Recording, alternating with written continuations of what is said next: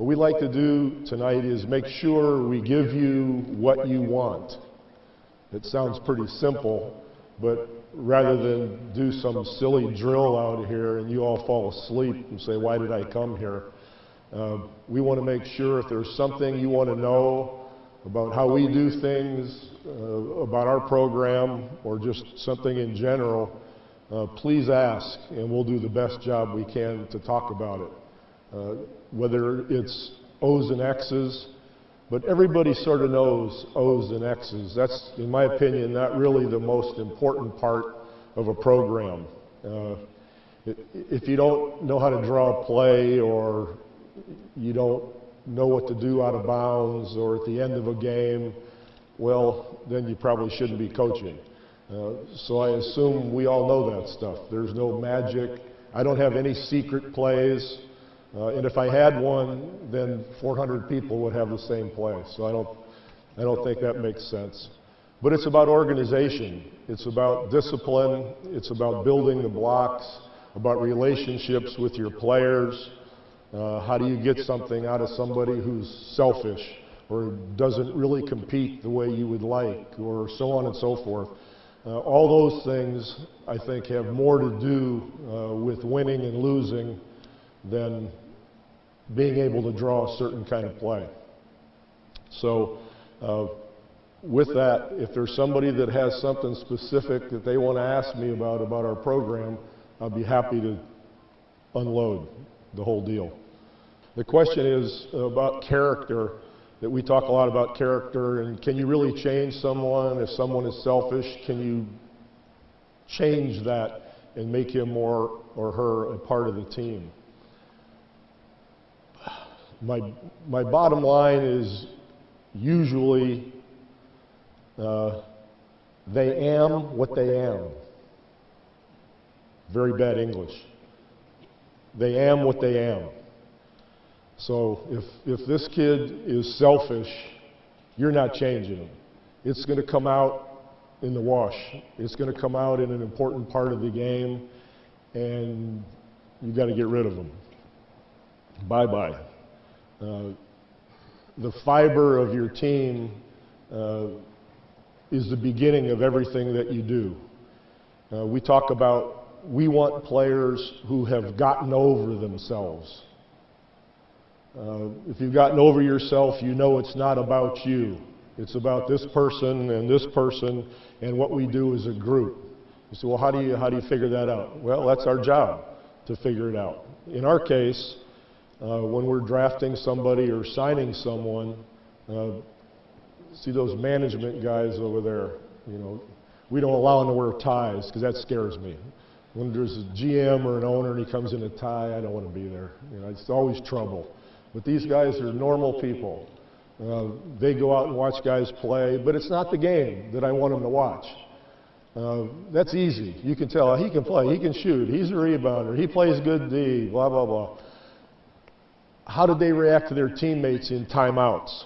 They're losing the game, do they go hide? They're winning the game, and they beat their chests like they just discovered a cure for cancer. They don't realize it's just basketball. You know, you can see that in a person at practice, how hard they compete, how they react with their coach.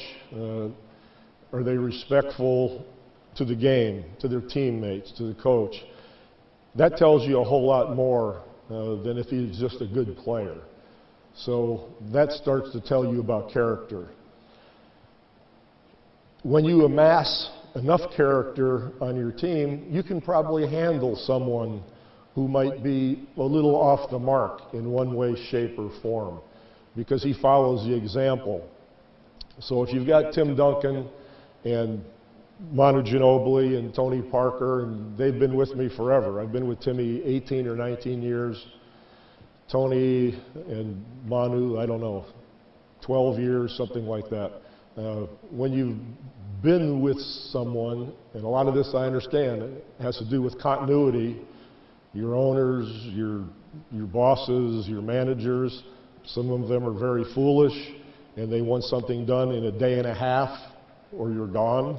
Other ones are smart enough to know that it takes time. That's part of the fortune you hope that you get along the way, and I've gotten that. But if your program starts with people like that, everybody else can fit in because they follow the example. It's very hard for someone to be too much of a jerk when they're around a bunch of good people. They sort of blend in. So you can handle that one person because maybe he or she has some particular talent you can use on your team. But it's not easy. You have to follow through. You have to be true to your principles. That person that you think is going to be good, he's going to be good, he's got potential, he's going to get you fired. You know, potential's potential, and it doesn't always happen. So you have to make those kinds of decisions to decide what kind of team you want to have. The other part of it is you want to enjoy yourself. Seasons are long. There's lots of different situations that you're in. You wake up in the morning and you're a grown man or a grown woman. You want to spend your day with jerks. You want to hate yourself going to practice because you got to put up with this idiot. You know, the hell with them. You don't want to do that. So there's a reason. It's pretty simple. So I often wonder, but I look at teams that are just loaded with talent. All the players are angry because they don't have enough minutes. The coach isn't playing me the right way. I should have done this. Well, it's your fault for putting that group together. Get rid of them and start at the basic bottom line with character. Now, obviously, they have a certain level of ability. You know, you can get 10 people who are the worst players in the world, but they're great people and you're going to lose still. So you have to have a certain level of talent before you do the character thing. With us, everybody always asks, you know, why do you have so many foreign players? Well, on our team, we have 9. So more than half of our team were not born or played in the U.S., which is strange, you know, for the NBA. There are players everywhere. And there was a time when, you know, America was way ahead of the game and everyone else was learning the game in other parts of the world, and we sort of lost our way as far as the fundamentals and the skills and the work ethic. And I always blame ESPN because every night you put on ESPN and either somebody's shooting from here or they're dunking, you know, it's strange. Like, I hate the three-point shot. I think it's like the lottery or something. Why don't they have a 6-point shot and shoot it from up here? And it could be like a carnival, you know, and you can shoot and you get 6 points. And it's not basketball anyway. And I have to use that, and we happen to be the best in the league from the three-point line last year. So I'm not stupid, but I hate it still. It's not real basketball to me. Then we'll shoot some on Wednesday and hope we make some, but it's the ugly part of the game. Ugly, ugly. Where was I? I don't know. Where the hell was I? See, you didn't even know where. You're not even listening anymore. Jesus. Yeah, so the foreign guys. So I found that coming over here, all of a sudden they seem more skilled, more ready to have ball movement, people movement, playing unselfishly. Where our game kind of started to be one-on-one and sort of a macho braggadocio sort of thing. Now it's gone back the other way. Not that you all have lost your way, but we've found our way again, and all the young kids are concentrating more on fundamentals and skills and team play. And I think we did a pretty good job of that last year in the finals, and hopefully set some sort of an example that can be followed, because it's a great way to play and it's a lot more fun for everybody. That was a long answer to your question, I guess. But the question is about motivation. If it's a long season and if you're playing a team that's not very good, how do you get your team to be serious on those nights? You did your job already if you have people of character who understand. In our case, preseason, I don't know, maybe 5, 6, 7 games, and 82 games, and then the playoffs. To win it, you have to win 16. So you end up playing whatever, I don't know, 20, 25 games after that. So it's a lot of games. And what I do is I play my bench a lot. And, you know, some coaches are afraid to do that because maybe you're going to lose. But it's important to develop the bench. And the bench is going to be very motivated, especially on those nights when you're playing a poor team and maybe they get an opportunity to get more minutes that night. Maybe you rest one of your better players, or instead of playing X number of minutes, it's X minus 10, or that sort of thing. I think your bench is really important in that motivation for those games. And you'll be surprised sometimes. You'll find a player. You'll find that so-and-so deserves more minutes or complements the starting team very well. So that's one way to motivate in those situations. The other one is you depend on their character, because you know who they are. They understand that all the games are important as far as how you're seeded for playoffs and that kind of thing. I think you have to have accountability. For us, the thing that works best is total, brutal, between the eyes honesty. I never try to trick a player or manipulate them, tell them something that I'm going to have to change next week. If it's Tim Duncan, and if it's a timeout and I don't think he's doing what he should be doing, I'll ask him. Say, are you going to rebound tonight? Are you going to rebound at all? Or are you just going to walk up and down and then we're going to go to dinner? What are we going to do?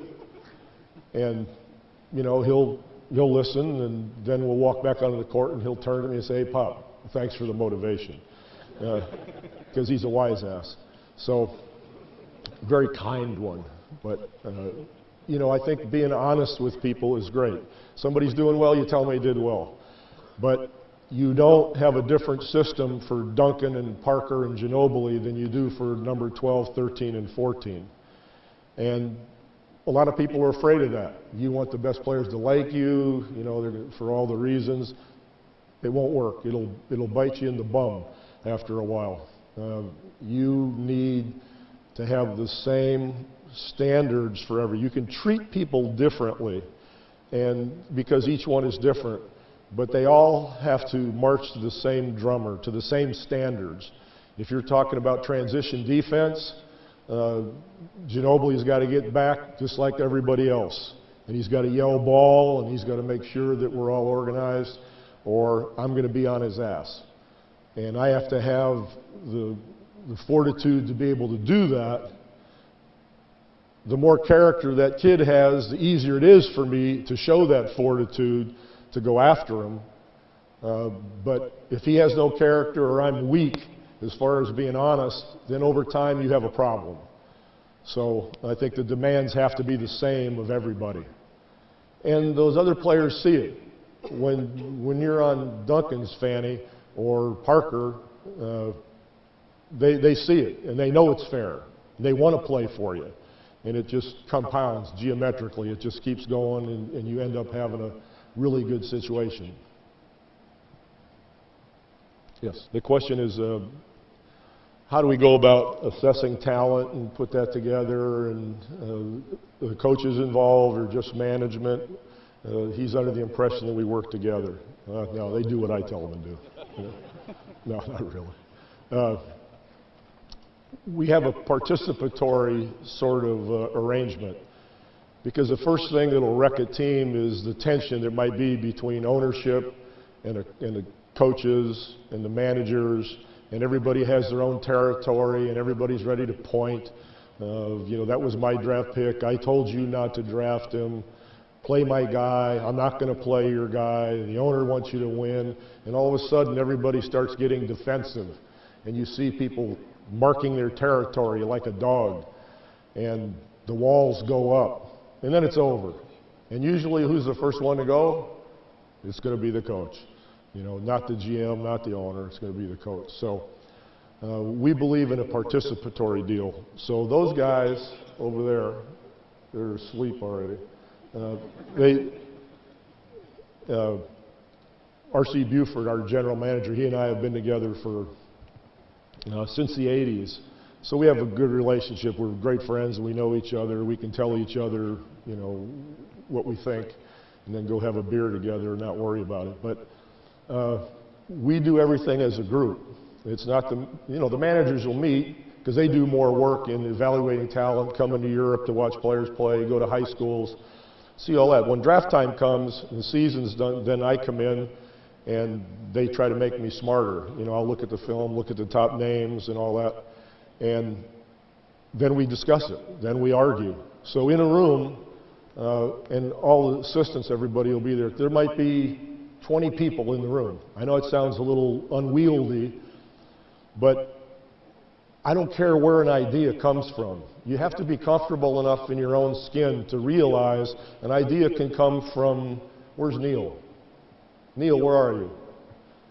Neil, he looks like a big-time important guy. Came over here and gave a speech, you know, he introduced me. He started in my film room.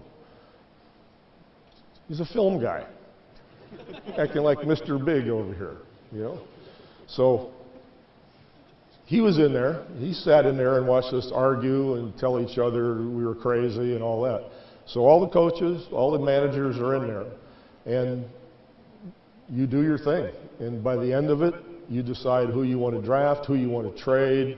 When we're having coaches meetings, my coaches meetings are open. They can come in any time, hear us arguing about so-and-so stinks, I'm not playing him, I'm playing so-and-so instead. Why aren't we doing this on the pick and roll and all that? Because I want them to know what kind of players I want, we're looking for. We do it together.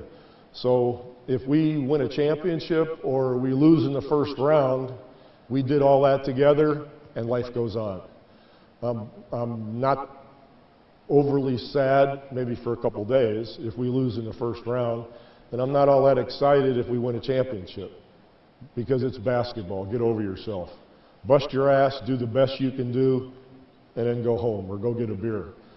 But it's not to be jumping off a building in a loss or thinking that you're some kind of a hero if you win.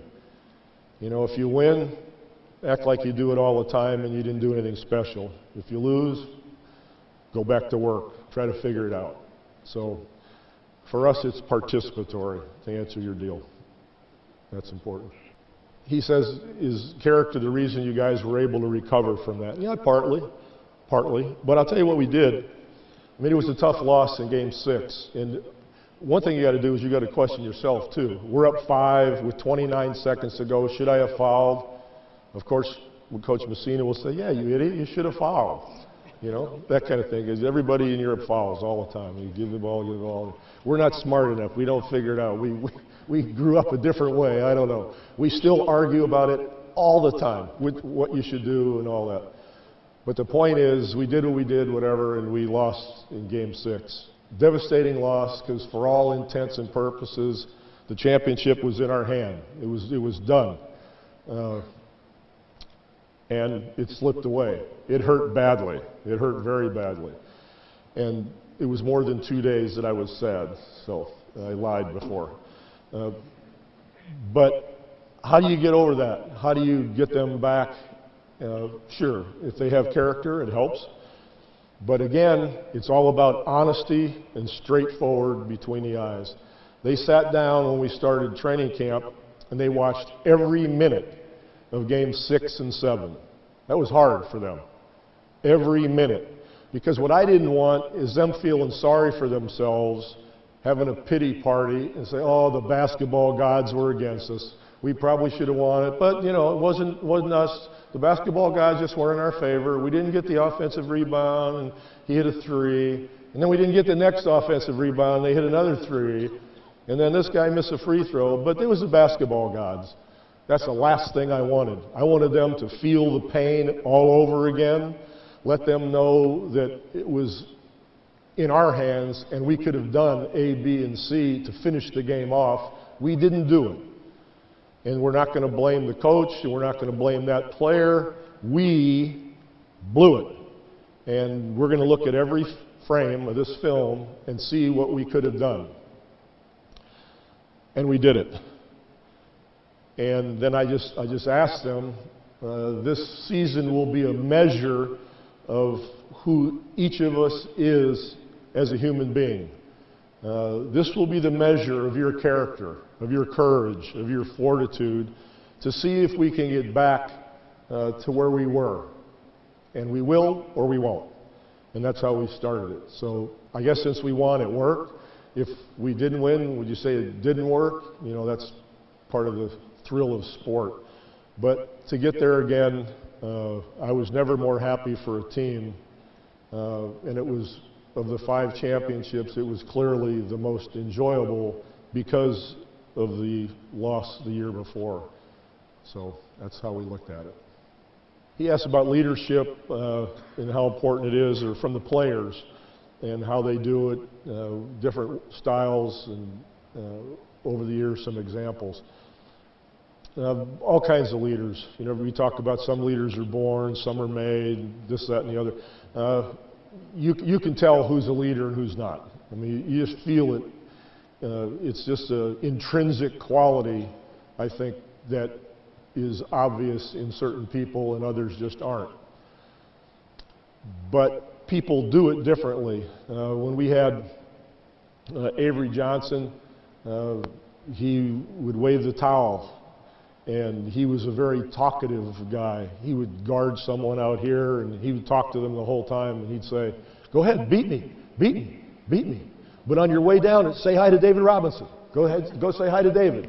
You know, that kind of thing. And then he'd go, "David, he's coming, David." And he would talk the whole time. And that's a true story. And I kind of changed. He didn't say Dave, he called him 5-0. He'd say, "Go see 5-0. Go see 5-0. He's waiting for you. You can beat me, but it ain't going to do you any good." And so the team would respond to him because that's what he was. Tim Duncan, you know, you might think he doesn't even speak. But he does it differently. He does it by example. Like before practice starts, he'll have one of those shooting deals, you know, on the rim with the net and all that kind of stuff. And so he's out here shooting, maybe for 20 minutes, 30 minutes before practice. Practice ends, he's back out there again. He's shooting, or he's on the block doing moves. Does it much more slowly now than he used to, but it's the same move. Jumps about that high. And, you know, we're still trying to figure out how we won Game 6 against Oklahoma City. When he scored 3 times in a row against Ibaka, and every time he shot, I was waiting for it to go in the 20th row, you know, and it just didn't. He figures it out, but he does it with a tactile sense. It sounds strange, but he touches people all the time, and it's like magnetic or something. So you know, there's a timeout, and everybody's walking to the bench. It could be any. It could be Bellinelli. It could be Parker. It could be Patty Mills. And he'll grab them, and he'll pull them over to the bench. He'll have his arm around them, or he'll have his hand on the top of their head, rubbing it, and they'll sit down. And we try to generate that by allowing them to have their time in the timeout. This might work for a lot of you. I don't know. Maybe some already do it, but there's a timeout, and the players go sit down, and I bring the coaches out here first during the timeout, and we talk. You know, make the owner think we know what we're doing, and we're thinking about some strategy that's really cool. And we're just talking about where to go to dinner after the game. But sometimes you got to play the game a little bit. So we're doing that. But I do that because they know at the timeout I want them to talk. So oftentimes while we're doing that, Timmy or Mon or whatever, they'll take a chair, they'll be here, they'll sit in the chair, and they'll be talking to the players. So we'll come to the timeout, and I'll just stand there like a dummy. You know, I'll just waiting for him to get done, and you know, he'll look up and he'll go, "Okay." You know, so they'll get up, I'll sit in the chair. I'll say, "Are we straight? Everybody good?" And last time they'll say, "Yeah." I say, "Okay, go ahead." And they go back out and play. Or if nobody did that, I'll come down and I'll say, "You guys got anything?" And last time they say, "No." You know, they'll look at me and I'll say, "Well, we got to get back to transition D better. You know, we got to do this." But I tell them one thing, because the most amazing thing to me is you see TV, you'll see some coach, he'll go, "Okay, now we got to rebound the basketball." Really? I didn't know that, you know. But they'll continue. "We got to rebound that basketball, and you got to stop him. You got to stop him. We don't want contested shots. You got to move that ball. Hit the open man." Really? You know, and so you say, like, you think about it, and you've probably all done it at some point, and because you want to get that knowledge out there, and you think everything you say like that is going to make them better. They're not going to get better during that game. you're just wasting your time. So instead of telling them 6 things, and if there was some kind of magic X-ray deal, you'd see the words going in here and out here. Just keep going. They don't hear a damn thing you're saying.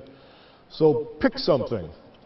So what we'll do is, like, let's say that we're getting burned on pick and roll. So I'll look at them and say, well, what do you want to do on pick and roll? And they'll look at each other like, I don't know what we're going to do. We'll figure it out. Because I gave you something, but you're not doing it.